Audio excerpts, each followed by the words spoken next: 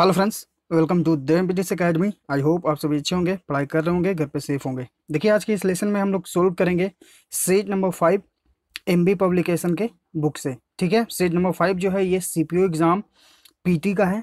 ठीक है, 2018 सेशन जो है 2019 में कंडक्ट हुए थे, तो ये 2019 के क्वेश्चन हैं सारे। ठीक है, अब देखिए यहाँ पर जो है आपको डेली सीजीएल के पीटी के क्वेश्चंस।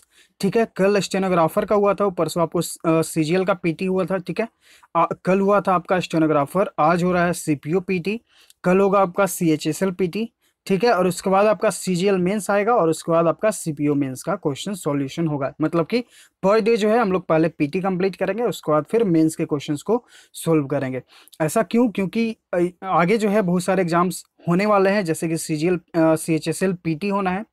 ठीक है, सीपीओ पीटी होना है, स्टेनोग्राफर पीटी होना है, फिर आपका फेज 8 का भी पीटी होना है और उसके बाद फिर सीजीएल मेंस का भी एग्जाम होना है। ठीक है, इसलिए जो है हम लोग यहाँ पर इन सारे एग्जाम्स को ध्यान में रखते हुए सारे प्रीवियस ईयर के क्वेश्चंस को सोल्व कर रहे हैं, चाहे वो पीटी के क्वेश्चंस हो या फिर मेंस के क्वेश्चंस हो। ठीक है, तो लेसन्स को कंप्लीट देखिए और कहीं पर ना समझ में आए तो तुरंत कमेंट करिए और लेसन्स को ज़्यादा से ज़्यादा शेयर करिए, क्योंकि आप सभी जानते हैं एमबीए पब्लिकेशन बुक जो है कितना इंपॉर्टेंट बुक है एसएससी के पॉइंट ऑफ व्यू से। अगर आप प्रिपरेशन कर रहे हैं तो इसमें सारे प्रीवियस ईयर क्वेश्चंस इंग्लिश के दिए गए हैं और यहाँ पर जो है ये क्वेश्चंस हमारे लिए बहुत ही इंपॉर्टेंट साबित होते हैं हमारे एग्जाम में। जैसा कि हम सीजीएल पीटी में जो हमारा 3 मार्च से एग्जाम कंडक्ट हुआ था, तो हम लोगों ने देखा था कि प्रीवियस ईयर क्वेश्चंस कितने आए थे। ठीक है, तो पीटी एंड मेंस दोनों क्वेश्चंस हम लोग यहाँ पर सोल्व कर रहे हैं, तो लेसन्स को ज़्यादा से ज़्यादा शेयर करिए। ठीक है, तो चलिए फिर शुरू करते हैं। क्वेश्चन नंबर फर्स्ट क्या कहता है? क्वेश्चन नंबर फर्स्ट में आपको बताना है synonym of the given word. ठीक है, वर्ड क्या है आपका? वर्ड है एम्पलीफाई। एम्पलीफाई मतलब क्या होता है? AMPLFY। ठीक है, एम्पलीफाई मतलब होता है बढ़ाना, वृद्धि करना। अब यहाँ पर ऑप्शंस देख लेते हैं। ऑप्शन ए आपका है मैग्नीफाई। मैग्नीफाई मतलब होता है बढ़ाना, तो राइट आंसर यहाँ पे ऑप्शन ए हो गया। सिनोनिम ही आपको बताना है, यानी कि पर्यायवाची शब्द। तो एम्पलीफाई मतलब भी वृद्धि करना और मैग्नीफाई मतलब भी वृद्धि करना। तो राइट आंसर तो हमारा यहाँ पे ऑप्शन हो गया। बाकी ऑप्शंस जो है हमारे वो भी इंपॉर्टेंट है हमारे लिए, इसलिए हम इन ऑप्शंस को भी यहाँ पर देख लेते हैं। इलेक्ट्रीफाई यानी कि विद्युतीकरण, सेटिस्फाई यानी कि संतुष्ट करना, सप्लाई यानी कि आपूर्ति करना है। ठीक है, राइट आंसर ऑप्शन है। क्वेश्चन नंबर 2, यहाँ पे आपको अपना अंडरलाइन सेक्शन को इम्प्रूव करने की जरूरत है, तो अपने ऑप्शंस में से करें। अगर आपको लगता है कि इंप्रूवमेंट की जरूरत नहीं है उस सेंटेंस में, तो नो इंप्रूवमेंट ऑप्शन के साथ जाएं या फिर नो सब्स्टिट्यूशन। ठीक है, this is the first time anybody have explored into this part of the country. ठीक है, तो देखिए this is the first time के बाद जो हमारा सब्जेक्ट है ये हमारा एनीबडी है, और एनीबडी जो सब्जेक्ट है ये सिंगुलर है। ठीक है, तो सिंगुलर वर्ब के साथ सिंगुलर सब्जेक्ट के साथ वर्ब भी सिंगुलर आना चाहिए, यही रूल कहता है ग्रामेटिकली। तो देखिए चूंकि यहाँ पर जो है वर्ब हमारा क्या दिया गया है, अपने प्लूरल फॉर्म में दिया गया है, तो हैव की जगह हम लोग क्या यूज करेंगे? हैज का यूज करेंगे। ठीक है, तो ये ऑप्शन तो आपका एलिमिनेट हो जाएगा और ये भी ऑप्शन आपका एलिमिनेट हो जाएगा। अब बच रहा है आपके पास ऑप्शन ए और ऑप्शन बी। अब आगे पढ़ते हैं। ठीक है, यहाँ पर तो ये वर्ब का हो गया कि यहाँ पर जो सिंगुलर सब्जेक्ट, तो वर्ब भी सिंगुलर। अब एक्सप्लोर है, एक्सप्लोर मतलब होता है इस चीज को समझना। ठीक है, तो इसके साथ जो है आपको कोई भी प्रीपोजिशन का यूज नहीं करना होता। ये जो इनटू का यूज हुआ है ये सुपरफ्लुअस यूज हुआ है, एक्सप्लोर के साथ कोई भी प्रीपोजिशन यूज नहीं होगा। तो यहाँ पर जो आपका राइट आंसर है वो हो जाएगा आपका ऑप्शन बी ए। ठीक है, this is the first time anybody has explored this part of the country. ठीक है, तो यहाँ पर जो आपका ऑप्शन ए राइट आंसर हो जाएगा। क्वेश्चन 3, यहाँ पर आपको बताना है आइटम का अर्थ। He has setup his business. Setup यानी कि उसे बनाना। ठीक है, now as he knows the ins and outs of it. ठीक है, अपना उसने बिजनेस जो है स्थापित कर लिया और वह जो है इसके बारे में अच्छे से जानता है। ठीक है, तो यहाँ पर जो आपका राइट आंसर है इन एंड आउट्स, इसका मतलब होता है विस्तार में यानी कि डिटेल में। ठीक है, तो यहाँ पर जो आपका राइट आंसर है वो है आपका ऑप्शन सी, डिटेल्स। बाकी ऑप्शन जो है यूजफुलनेस यानी कि उपयोगी, इंपॉर्टेंस यानी कि महत्व, डिफिकल्टीज यानी कि कठिनाइयां। ठीक है, राइट आंसर यहाँ पे ऑप्शन सी। क्वेश्चन नंबर 4, यहाँ पे आपको बताना है वन वर्ड सब्स्टिट्यूशन का अर्थ। The keeper of a museum, मतलब जो म्यूजियम का रखवाली करता है उसे क्या कहते हैं? तो ऑप्शंस देख लेते हैं। कंपियर, इसका मतलब क्या होता है? इसका मतलब होता है परिचायक। जो परिचय देता है, ठीक है, क्यूरेटर यानी कि रक्षक। तो राइट आंसर जो है हमारा यहाँ पे ऑप्शन बी हो जाएगा। जो कीपर होता है म्यूजियम का उसे बोला जाता है क्यूरेटर, ठीक है। बाकी ऑप्शन जो है कमिश्नर यानी कि आयुक्त, कंजर्वेटर यानी कि संरक्षक। कंजर्वेशन हमेशा फॉरेस्ट, वाइल्ड लाइफ ये सब के सेंस में यूज होता है, हमेशा ये वर्ड याद रखिएगा। क्वेश्चन ये फिल इन द ब्लैंक में आपको आता है, ठीक है। क्वेश्चन नंबर 5 यहाँ पे आपको बताना है सिनोनिम यानी कि पर्यायवाची शब्द। जो वर्ड है हमारा वो है रिप्लीट। रिप्लीट मतलब क्या होता है? रिप्लीट मतलब होता है भर देना, ठीक है, भर देना। ऑप्शंस देख लेते हैं। रेस्टफुल मतलब होता है शांति। ऑक्यूपाइड, ऑक्यूपाइड मतलब क्या होता है? ऑक्यूपाइड मतलब होता है कब्जा कर लेना, ठीक है। फुल यानी कि भरा हुआ। तो राइट आंसर यहाँ पे ऑप्शन सी है। रिप्लीट मतलब भी भरना और फुल मतलब भी भरना, या फिर इसका मतलब क्या होता है? पूर्ण भी होता है, ठीक है। और काम मतलब कि शांत। Right answer option C. Question number 6 यहाँ पे आपको फिल इन द ब्लैंक है। In this novel I come across some words, मतलब मैं परिचय किया इस नॉवल में some words which meaning I do not know, ठीक है। यहाँ पर देखिए जो ग्रामेटिकल एरर इसमें फाइंड आउट करना है, तो इस सेंटेंस में आई कम अक्रॉस सम वर्ड्स से यानी कि कुछ शब्दों से। तो ये जो सब्जेक्ट है सम वर्ड्स, यहाँ पे ये प्लूरल फॉर्म है, वर्ड का वर्ड्स किया गया है यानी कि प्लूरल फॉर्म में है। और आगे जो यहाँ पर विच यूज हुआ है, ये जो यूज होता है ये एक सिंगुलर सब्जेक्ट को जोड़ने के लिए यूज होता है, ठीक है। यहाँ पर हम लोग जो प्लूरल सेंस को यूज करने के लिए यूज करेंगे वो हुज यानी कि जिनका। हुज मतलब क्या हो गया? जिनका। और विच मतलब क्या हो गया? जिसका, ठीक है। तो ये जो है सिंगुलरिटी को शो कर रहा है, सिंगुलर चीज को। और ये जिनका यानी कि बहुत सारे, एक से अधिक, इसलिए जो है यहाँ पर जो आपका एरर हो जाएगा वो हो जाएगा आपका ऑप्शन बी। विच की जगह हम लोग क्या यूज करेंगे? हुज का यूज करेंगे। Whose meaning I do not know, यानी कि इस नोवेल में मैं कुछ ऐसे शब्दों से परिचित हुआ या फिर मिला या फिर देखा जिसका अर्थ मैं नहीं जानता हूँ, ठीक है। तो यहाँ पर विच की जगह हुज हो गया। क्वेश्चन 7 यहाँ पे फिल इन द ब्लैंक है। Our new office is equipped fill in the blank all the latest technology. हमारा जो न्यू ऑफिस है वो नए टेक्नोलॉजी से क्या है? तो इक्विपाइड मतलब होता है सुसज्जित होना, भरा होना, ठीक है। तो यहाँ पर जो है इक्विपाई के साथ हमेशा प्रीपोजिशन विथ का यूज करेंगे। ये आपको हमारा फिक्स प्रीपोजिशन के लेसन्स में बताया गया है ऑलरेडी। वहाँ पर 300 प्लस इंपॉर्टेंट फिक्स प्रीपोजिशन आपको बताए गए हैं ऑलरेडी। तो आपके लिए जो है जिनको सीजीएल मेंस का एग्जाम देना है या फिर सीपीओ मेंस, ठीक है, तो उनके लिए जो है एसएससी सीजीएल 2019 मेंस करके हमारे प्लेलिस्ट सेक्शन में जाइएगा तो वहाँ पे आपको मिलेगा, ठीक है, सीजीएल मेंस। उस लेसन में आपको जो भी इंपॉर्टेंट जो भी चीज़ें हैं आपको वहाँ पर दिए गए हैं, जैसे कि previous OWS, previous IP, previous synonym antonyms, previous grammatical rules, मतलब ग्रामेटिकल रूल्स तो जितने इंपॉर्टेंट हैं सारे, फिक्स्ड प्रीपोजिशन, ठीक है। तो सबको जो है हम एक जगह कंपाइल करके एक प्लेलिस्ट बनाकर आपको दे दिए हैं, तो आप वहां पर लेसन्स को देखकर उन्हें याद कर सकते हैं। क्वेश्चन नंबर 8 यहाँ पे आपको चूज करना है रॉन्गली स्पेल्ड वर्ड। तो यहाँ पर जो रॉन्गली स्पेल्ड वर्ड है वो है आपका ऑप्शन ए करेजियस। करेजियस मतलब क्या होता है? करेजियस मतलब होता है साहसी, ठीक है। तो यहाँ पर जो आई यूज हुआ है इसके जगह यूज होगा ई, COURAGEIOUS, ठीक है। करेजियस मतलब क्या होता है? साहसिक, ठीक है। तो ऑप्शन ए आपका यहाँ पर राइट आंसर है। बाकी ऑप्शन जो है प्रीसियस यानी कि कीमती, क्यूरियस मतलब कि जिज्ञासु, विक्टोरियस यानी कि विजयी, ठीक है। क्वेश्चन नंबर 9 यहाँ पे आपको वन वर्ड सब्स्टिट्यूशन का अर्थ बताना है। A large enclosure for keeping the birds in, यानी कि एक बहुत ही बड़ा जगह जहाँ पे पक्षियों को रखा जाता है तो उसे क्या कहा जाता है? आई होप आप सभी को इसका आंसर पता होगा, आप सभी को याद होगा। ये क्वेश्चन हम लोग ऑलरेडी सोल्व कर चुके हैं बहुत बार। तो यहाँ पर जो आपका राइट आंसर है वो है आपका ऑप्शन बी एवियरी। इसका मतलब होता है जहाँ पर पक्षियों को रखा जाता है। बाकी ऑप्शंस देख लेते हैं। मेनारिगरी इसका मतलब सॉरी मैजिनरी मतलब क्या होता है? मैजिनरी मतलब होता है जहाँ पर जंगली जानवरों को रखा जाता है, मतलब कि जंगली जानवरों का जो पिंजड़ा होता है उससे बोला जाता है मैजिनरी, ठीक है। एक्वेरियम मतलब कि मछली घर। एपायरी यहाँ पे जो है मधुमक्खी पालन होता है। Right answer option B. Question number 10 यहाँ पे फिर से आपको OWS बताना है। यहाँ पे a person who is human flesh, ठीक है, ह्यूमन फ्लेश। तो ऑप्शंस देख लेते हैं। ऑप्शन ए आपका है यहाँ पे कार्निवोर। कार्निवोर मतलब क्या होता है? कार्निवोर मतलब होता है मांस भक्षी, तो ये एलिमिनेट हो जाएगा। ट्राइबल मतलब क्या होता है? ट्राइबल मतलब होता है जनजातीय, आदिवासी, ठीक है। कैनिवल मतलब क्या होता है? कैनिवल मतलब होता है नरभक्षी, यानी कि जो मनुष्य का मांस खाता है। तो यहाँ पर आपका ऑप्शन सी राइट आंसर है। स्कैवेंजर मतलब क्या होता है? जो सफाई कर्मचारी होते हैं उन्हें बोला जाता है, ठीक है। तो राइट आंसर यहाँ पे ऑप्शन सी। क्वेश्चन में 11 यहाँ पे आपको रॉन्गली स्पेल्ड वर्ड चूज करना है। तो ऑप्शंस देख लेते हैं। ग्लूमी ये राइट स्पेल्ड है, इसका मतलब होता है उदास। ग्लॉस मतलब होता है चमका, चमक, ठीक है।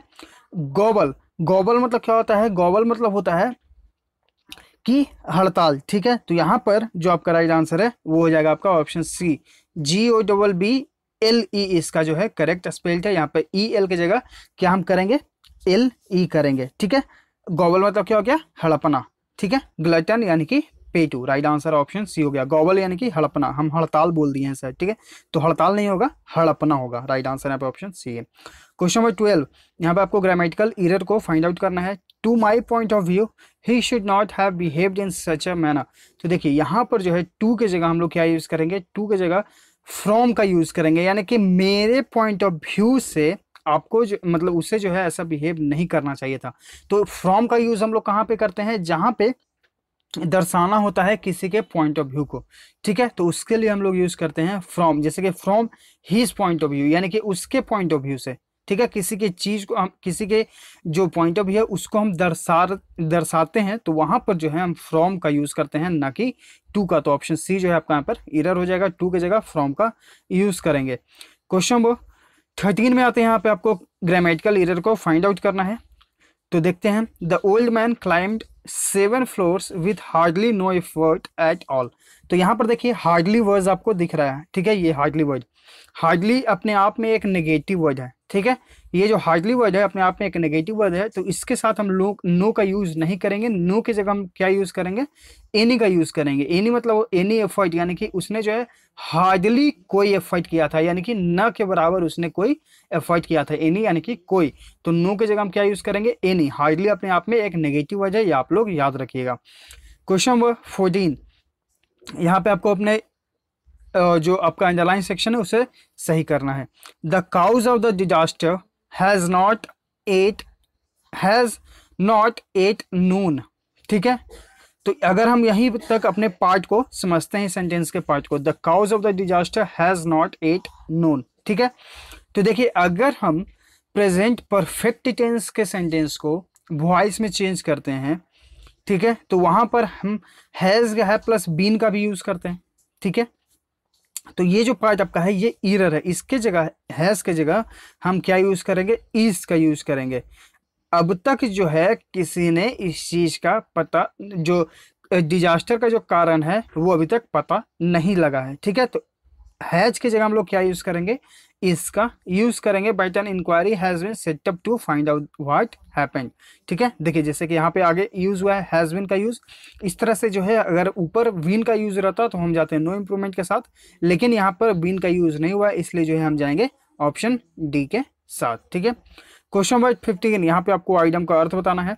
A friends is no friend if he leaves you in the lurch. Leave you in the lurch मतलब होता है कि आपको जो है कठिन समय में आपका साथ छोड़ देता है और अच्छे समय में आपके साथ रहता है, ठीक है।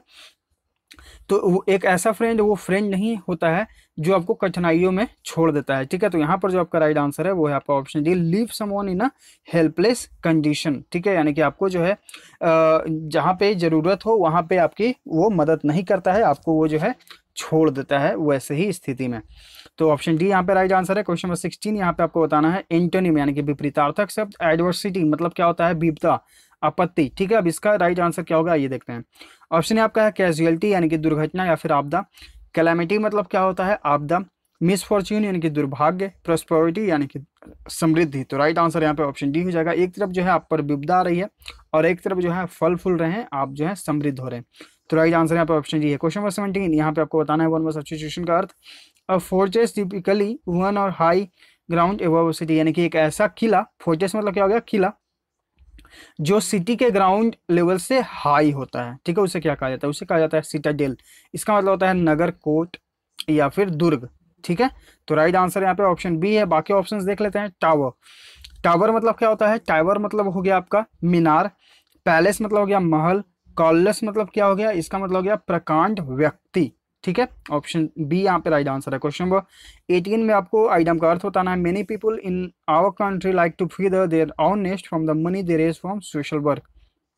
तो देखिए फीदर देयर ओन नेस्ट मतलब होता है अपने ही लिए, मतलब कुछ करते रहना, ठीक है। मतलब कि अपने स्वार्थ के लिए ही सोचना, दूसरे के बारे में नहीं सोचना, ठीक है। तो यहाँ पर जो आपका राइट आंसर है वो हो जाएगा आपका option A, in reach one self by dishonest means, यानी कि आप जो है खुद के बारे में ही सोच रहे हैं, वहां पर किसी और के बारे में नहीं सोच रहे हैं। ठीक है, तो आपका जो है यहाँ पे राइट आंसर ऑप्शन ए हो जाएगा। ये वर्ड हम लोग, ये आइटम हम लोग ऑलरेडी याद कर चुके हैं। क्वेश्चन नंबर 19, सिनोनिम बताना है इसका फॉरगो का। इसका मतलब क्या होता है? फॉरगो मतलब होता है त्यागना। अब यहाँ पर ऑप्शन देख लेते हैं।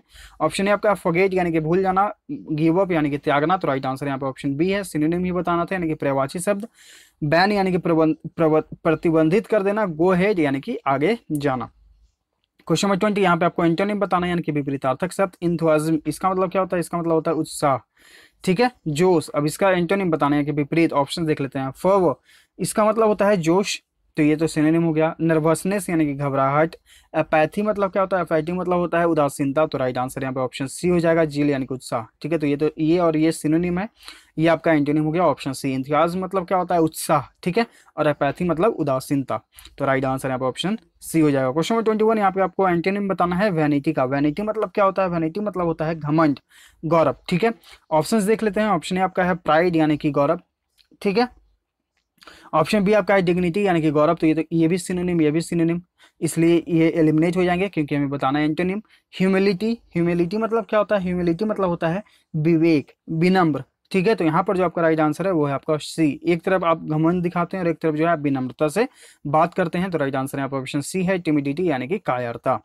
क्वेश्चन नंबर 21, आप लोग हमारे टेलीग्राम चैनल जरूर ज्वाइन कर लीजिए। ठीक है, डिस्क्रिप्शन में उसका लिंक दे दिया गया है। अब क्यों ज्वाइन कर लीजिए ये हम बोल रहे हैं, क्योंकि वहाँ पर देखिए अब जो है पीटी के एग्जाम्स आगे होने वाले हैं, तो आप वहाँ पर आपको डेली करेंट अफेयर्स के 10 क्वेश्चन जो हैं दिए जा रहे हैं जनवरी से टिल, यानी कि अभी जो सितंबर चल रहा है, सितंबर तक जो है हम लोग सारे करेंट अफेयर्स को याद कर रहे हैं। वहाँ पर रिवीजन आपका हो रहा है, तो डेली आपको जो है 10 क्वेश्चंस दिए जा रहे हैं।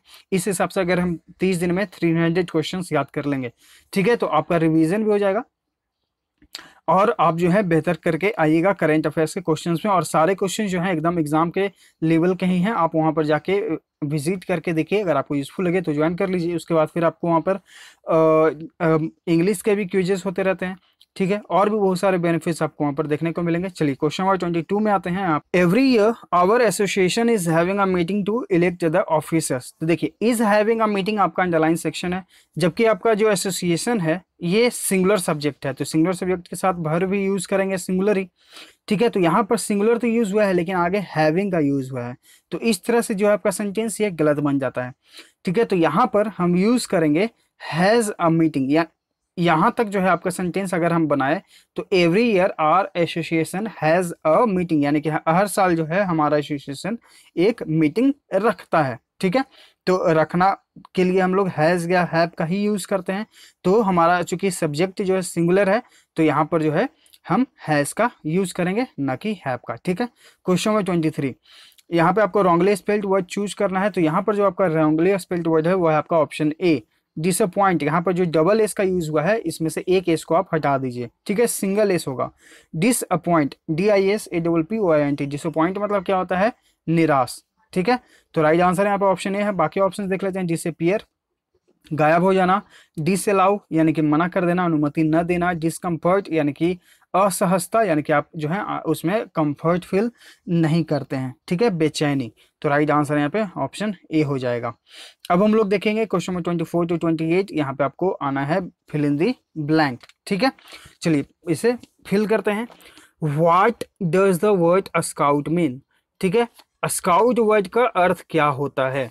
ड्यूरिंग वॉर, अच्छा हाँ ठीक है, what does the word scout mean? ठीक है, during a war a soldier, यानी कि एक युद्ध के दौरान जो है एक soldier is chosen to go ahead of an army in order to find out where the enemy is. ठीक है, एक युद्ध के दौरान जो है एक सोल्जर को आगे जाना पड़ता है। ठीक है, of an army in order to find out where the enemy is, ये पता करने के लिए कि हमारा जो दुश्मन है वो कहाँ है। ठीक है, ही देन रिपोर्ट्स बैक, तब वो जो है रिपोर्ट करता है। ठीक है, यानी कि सूचना देता है बैक टू द कमांडर, यानी कि कमांडर को सूचना देता है। ऑल द इंफॉर्मेशन, यानी कि उसने जो सूचना गैदर्ड किया है, ही हैज गैदर्ड। ठीक है, all the information he has gathered about the enemy, ठीक है, मतलब कि अपने दुश्मन के बारे में जो है उसने जो भी इंफॉर्मेशन गैदर किया है वो जाकर अपने कमांडर को रिपोर्ट करता है। ठीक है, तो he has gather about the enemy, ठीक है। Such a soldier is known as a scout, तो ऐसे सोल्जर को हम लोग यहाँ पर स्काउट बोलते हैं। तो स्काउट मतलब क्या हो गया, स्काउट मतलब हो गया जासूस, ठीक है। स्काउट मतलब क्या हो गया, जासूस। तो ये आप लोग वर्ड याद कर लीजिएगा, आपके लिए इंपॉर्टेंट हो सकता है।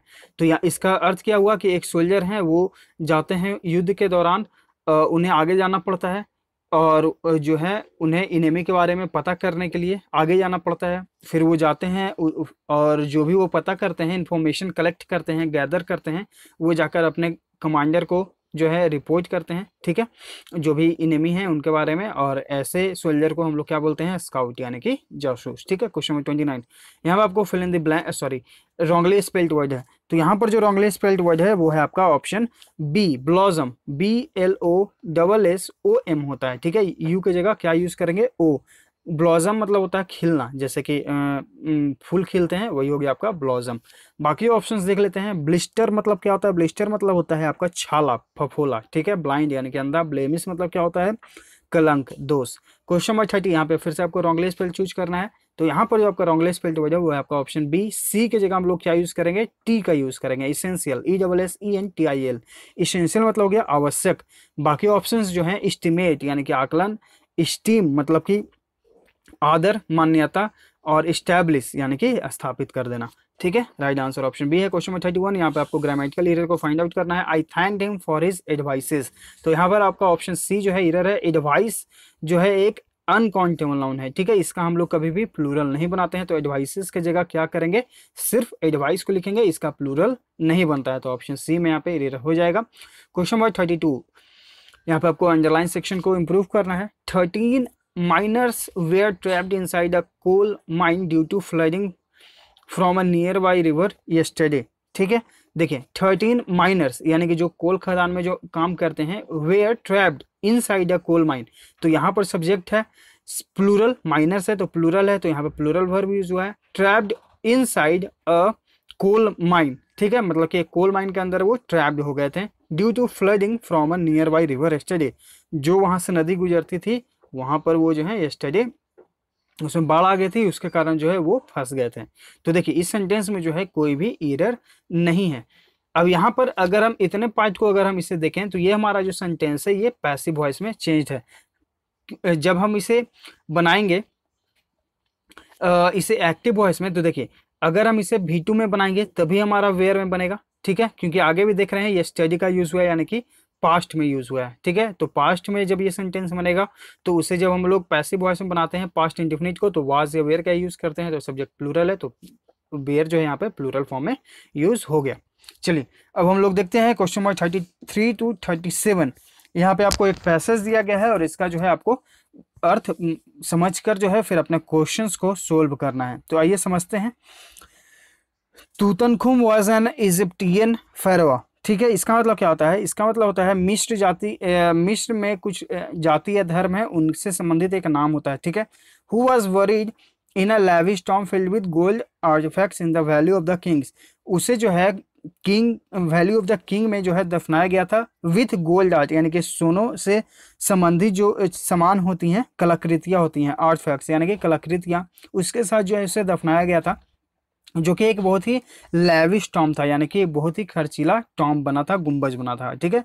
His Tom was discovered in 1922, उसका जो गुंबज है वो 1922 में उजागर हुआ था, डिस्कवर किया गया था, पता लगाया था बाय एन आर्कियोलॉजिकल टीम, पुरातत्व विभाग के द्वारा, led by British Egyptianist Howard Carter, उनका नाम क्या था, Howard Carter. The tomb was mostly intact, जो टॉम था वो ज़्यादातर क्या था, अछूता था यानी कि आप उसे छू नहीं सकते थे। एन एक्स्ट्रा ऑर्डिनरी फाइंड यानी कि एक असाधारण कला, given the most of the tombs in the valley of the kings had been looted in ancient times, और इन्हें जो है इन वैली जो टॉम्स थे वैली ऑफ द किंग्स में वो प्राचीन काल में बहुत बार लूटे गए थे, लूटेड यानी कि लूटा गया।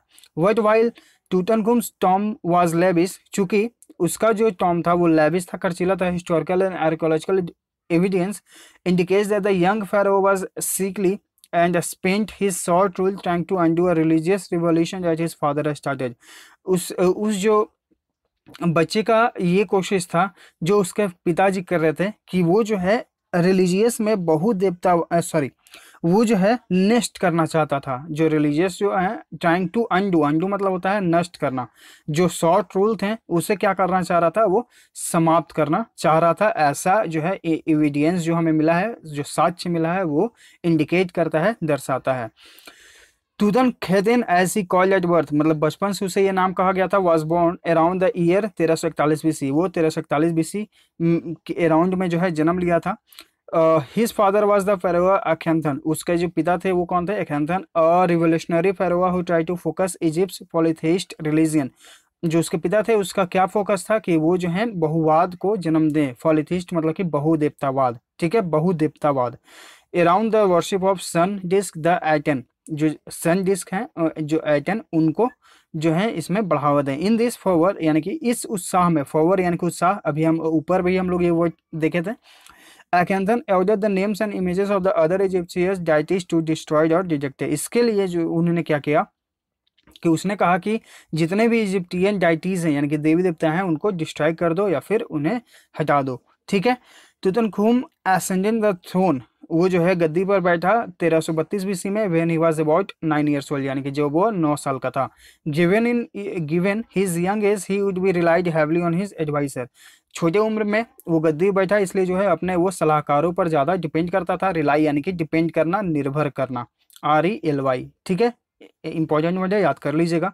Eight some point his name was change to Tutankhamun, कुछ जगहों पर उसका जो नाम है वो तुतनखमुन मिलता है। Removing the word Aten a reminder of his father religious revolution from his name, यानी कि उसके नाम से ये वर्ड हटा दिया गया।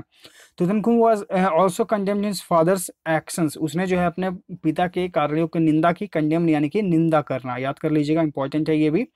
इन अ स्टेला स्टोन विथ इंस्क्रिप्शन, यानी कि एक इंस्क्रिप्शन में उसने जो है ये दर्शाया है कि उसने जो है अपने पिता के एक्शंस का कंडेम किया था, निंदा किया था। Found that Karnak saying that the आर्कन्स religion revolution cause the gods to ignore Egypt, उसने जो है क्या उसे लगा कि वो जो है इग्नोर कर रहे हैं देवी देवताओं को जो इजिप्ट के थे। Part of the stela writes the temples and the cities of the gods and the goddess starting from Elephanta as far as the delta marshes were fallen into decay.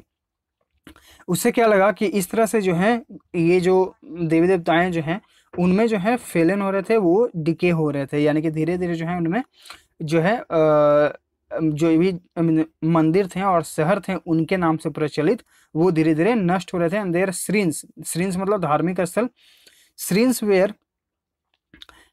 Where fallen into ruin, और वो जो है धीरे धीरे बर्बाद हो रहे थे। Having some become mere mount, वो केवल अब गुंबज बन गए थे। ओवन ग्रोन ग्रास, जिस पर घास उग गए थे। The gods were ignoring this land, जो गॉड है वो इग्नोर कर रहे थे इस लैंड को, ठीक है। इट इज नॉट नोन, यानी कि यह नहीं जाना गया है व्हाट किल्ड तुतनखामुन, मतलब कि तुतनखामुन को क्या मतलब किस चीज से मरा।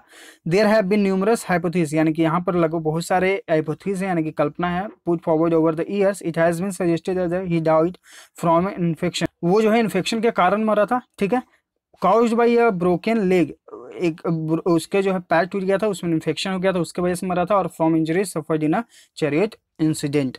The boy king died in 1323 BC, वह जो है 1323 ईस्वी पूर्व में मर गया था 18 वर्ष की आयु में। हिज डेथ वाज अनएक्सपेक्टेड, यानी कि आशा से परे था। And his tomb efforts to have been finished quickly, और उसका जो टॉम है वो जल्दी ही खत्म हो गया था। Microbes found on the wall, यानी कि उस पर जो है माइक्रोब्स पाए गए थे टॉम पे। Indicate the paint on the wall wasn't even dry, यानी कि उसका जो दीवार था वो सूखा भी नहीं था। When the tomb was seal, जब उसका टॉम जो है सील किया गया था। Howard Carter's team discover the tomb entrance way, उसका जो एंट्रेंस वे यानी कि अंदर जाने का रास्ता जो डिस्कवर किया गया था हार्वर्ड कार्टर के द्वारा 1922 ईस्वी में। और वो जो है 26 नवंबर को इनसाइड हुए, यानी कि 4 को मिला और 26 को वो अंदर गए। While the treasures were incredible the tomb was unusually small for a pharaoh burial, ठीक है, यानी कि ये प्रतीत होता है कि एक लगभग जो है बहुत ही छोटा जो था वो ब्यूरियल था टॉम के लिए, सॉरी ब्यूरियल का एक छोटा सा टॉम था। कंटेनिंग ओनली 110 स्क्वायर मीटर्स, यानी कि लगभग जो है 110 स्क्वायर मीटर ही वो जगह थी of floor space. The Tom's small size में हैव बीन बिकॉज, टॉम का छोटा होने का कारण ये हो सकता है क्योंकि द फेरो डाइड यंग, क्योंकि वह छोटे में ही मर गया था, मतलब बचपन में ही। And unexpectedly and there was not time to carve out a larger tomb, इसलिए जो है उन्हें बड़े टॉम को बनाने का समय नहीं मिला था। चलिए अब इसके बेस पे हम लोग क्वेश्चंस पढ़ते हैं। What is the main theme of the passage, theme passage का मेन थीम क्या कहता है, the life and the death of the boy pharaoh, ठीक है, ऑप्शन सी यहाँ पे राइट आंसर है। Question number 34, the discovery of a number of canes in the tomb indicates the, जो डिस्कवरी है number of canes in the tomb, उससे क्या पता चलता है, उससे ये पता चलता है कि डिफिकल्टी इन वॉकिंग, ठीक है, तो यहाँ पर जो आपका राइट आंसर है ऑप्शन बी हो जाएगा। क्वेश्चन नंबर 35, उसके जो पिता थे, जो बच्चा था उसके पिता जो थे वो रिवोल्यूशनरी थे, इसका मतलब क्या हुआ, इसका मतलब था कि ही वांटेड टू जो वर्शिप वन गॉड 18, उसका कहना ये था कि वो जो है एक जो है देवी को देवता को पूजा करें जिनका नाम था एटेन, जो कि सन डिस्क थे, ठीक है, उसका पूजा करें। Question number 37, Tutankhamun had a short rule, उसका एक शॉर्ट रूल था, what most time used in, उसका जो शॉर्ट रूल था वो क्या था, trying to undo the religious revolution of his father, नष्ट करना उसके पिता के द्वारा जो रिलीजियस रिवोल्यूशन किया गया था, ठीक है, not true to the passage, तो इसमें जो इसका राइट आंसर है वो है आपका ऑप्शन डी। यहाँ पर जो है आपका डिस्कवर किया गया है 26 नवंबर को, जबकि कब किया गया था, 4 नवंबर को डिस्कवर किया गया था और 26 नवंबर को वो इंटर किए थे, ठीक है, तो यही आपका एरर हो जाएगा ऑप्शन डी। क्वेश्चन नंबर 38 देखते हैं, OWS बताना है, a medical specialist who administers drugs for relieving pen during surgery, यानी कि एक चिकित्सक विशेषज्ञ जो ड्रग्स को देता है सर्जरी के दौरान ताकि इससे जो है आपको पेन को रिलीफ मिल सके, तो उसे क्या कहा जाता है, उसे कहा जाता है एनेस्थेसिस्ट, ठीक है, वो जो है बेहोशी का इंजेक्शन देता है जिसके कारण जो है जो भी आपका ऑपरेशन होता है उसमें आपको कोई दर्द महसूस नहीं होता, तो ऑप्शन ए जो है आपका यहाँ पर राइट आंसर है। ऑप्शन सी आपका है नेफ्रोलॉजिस्ट यानी कि किडनी विशेषज्ञ, डर्मेटोलॉजिस्ट यानी कि त्वचा विशेषज्ञ, और ऑप्शन बी आपका है एनालिसिस यानी कि पीड़ा हटाने की दवा, ठीक है, राइट आंसर ऑप्शन ए है। क्वेश्चन नंबर 39, यहाँ पे आपको फिल इन द ब्लैंक करना है, the assistant in the library picked up the books, यानी कि जो असिस्टेंट है, जो सहायक है लाइब्रेरी में, उन्होंने पुस्तकों को उठाया फ्रॉम द टेबल से and put them back on the shelves, और उन्हें जो है देम यानी कि पुस्तकों के लिए यूज हुआ है, हमारा बुक्स यहाँ पर सब्जेक्ट, उसके अनुसार यहाँ पर जो है देम का यूज हुआ है, क्योंकि वो किस चीज को रखा शेल्फ्स में, यानी कि जो बने हुए थे सेल्फ रखने के लिए, ठीक है, वो वहां पर वो किस चीज को रखा, तो बुक्स को, तो यहाँ पर बुक्स को दर्शाने के लिए हम लोग क्या यूज करेंगे, देम का यूज करेंगे, तो यहाँ पर ऑप्शन सी जो है आपका यहाँ पर राइट आंसर हो जाएगा। क्वेश्चन नंबर 40, यहाँ पे आपको बताना है सिनोनिम यानी कि शब्द मैसिव, मैसिव मतलब होता है बड़ा, ठीक है, ऑप्शंस देख लेते हैं। ऑप्शन ए आपका है थिक, थिक मतलब क्या होता है, थिक मतलब होता है मोटा, स्ट्रॉन्ग यानी कि मजबूत, सॉलिड यानी कि ठोस, ह्यूज यानी कि बड़ा, तो राइट आंसर यहाँ पे ऑप्शन डी हो जाएगा। क्वेश्चन 41, यहाँ पे आपको फिल इन द ब्लैंक करना है, I looked at my damaged car, मैंने अपने क्षतिग्रस्त कार की ओर देखा, and wondered how much it would cost to repair it, और मैंने आश्चर्य किया कि अब इसे बनाने में, सही करने में मुझे कितना खर्च होगा। देखिए यहाँ पर ऑप्शन बी यहाँ पर क्यों यूज हुआ, आई लुक्ड है यानी कि V2 यूज हुआ है लुक, सब्जेक्ट प्लस V2, ठीक है, तो सब्जेक्ट प्लस V2 पास्ट में यूज होता है, यहाँ पर देखिए वुड का यूज हुआ है, ये भी पास्ट में है, इसलिए जो है हम पूरे सेंटेंस को पास्ट में कंप्लीट करेंगे, तो राइट आंसर ऑप्शन बी हो जाएगा। क्वेश्चन 42, यहाँ पे आपको आइटम का अर्थ बताना है, after getting the news of the promotion, यानी कि पदोन्नति के न्यूज सुनने के बाद जो है he was in high spirits, यानी कि वह जो है बहुत ही खुश हुआ, इन हाई स्पिरिट्स यानी कि बहुत ही खुश होना, और बाकी ऑप्शन जो है ड्रंक यानी कि पीना, मैड यानी कि पागल होना, होपफुल यानी कि आशातीत, ठीक है। क्वेश्चन नंबर 43, यहाँ पे आपको आइटम का अर्थ बताना है, डोंट टेक इट सीरियसली, यानी कि इसे सीरियस गंभीर ना लें, he was simply pulling your leg, यानी कि वह जो है मजाक कर रहा था, पुल योर लेग यानी कि आपसे जो है मस्ती मजाक कर रहा था, तो यहाँ पर जो आपका राइट आंसर है वो है आपका ऑप्शन है playing a joke with someone. बाकी ऑप्शन जो है पुलिंग योर लेग यानी कि मस्ती मजाक करना, स्कोल यानी कि डांटना, कुछ ना करने के लिए किसी को डांटना, ट्राइंग टू कम्फर्ट किसी को आराम महसूस कराना, speaking in a harsh tone, harsh मतलब होता है कि सख्त टोन में बात करना, ठीक है, राइट आंसर यहाँ पे ऑप्शन ए हो जाएगा। क्वेश्चन नंबर 44, यहाँ पे आपको फिल इन द ब्लैंक है, you will not allowed in the film festival, you will not be allowed in the film festival, अगर आप जो है एक फोटो आईडी नहीं रखते हैं, तो अनलेस हम यहाँ पर यूज करेंगे, अनलेस मतलब क्या होता है कि जब भी उस सेंटेंस को आगे नेगेटिव ना शो करने के लिए हम अनलेस का यूज एक ही जगह कर लेते हैं, अनलेस अपने आप में एक नेगेटिव वर्ड होता है जैसा हम लोग जानते हैं, हार्डली भी अपने आप में एक नेगेटिव वर्ड है, अनलेस भी अपने आप में एक नेगेटिव वर्ड है, इसके साथ आप कभी भी नो का यूज ना करें आगे सेंटेंस में, ठीक है। तो you will not be allowed in the film festival unless you have a photo card. अगर आपके पास एक फोटो कार्ड नहीं है, ठीक है, नहीं है, तो आप जो है अलाउड नहीं होंगे फिल्म फेस्टिवल में। तो यहाँ पर जो है अनलेस का हम लोग यूज करेंगे, एक नेगेटिव सेंस को ये दर्शा रहा है। क्वेश्चन नंबर 45, यहाँ पे आपको अपने अंडरलाइन सेक्शन को इंप्रूव करना है। Everyone wants to be winning a prize in the arts competition, ठीक है, एवरीवन वांट्स टू विन, ठीक है। तो यहाँ पर जो आपका राइट आंसर है ऑप्शन सी हो जाएगा। एवरीबॉडी के साथ जो है वर्ब अपने सिंगुलर फॉर्म में है, ये सब्जेक्ट सिंगुलर तो वर्ब भी सिंगुलर, उसके बाद टू बीन, ठीक है, यहाँ पर वर्ब के फर्स्ट फॉर्म को ही यूज करना होगा, या फिर अगर ना यूज करके आप everyone wants winning a prize in the arts competition. अगर दो वर्ब को आप यूज साथ में करेंगे तो फर्स्ट वर्ब आपका V1 फॉर्म में होता है और दूसरा वर्ब जो है आपका V4 फॉर्म में होता है, ठीक है।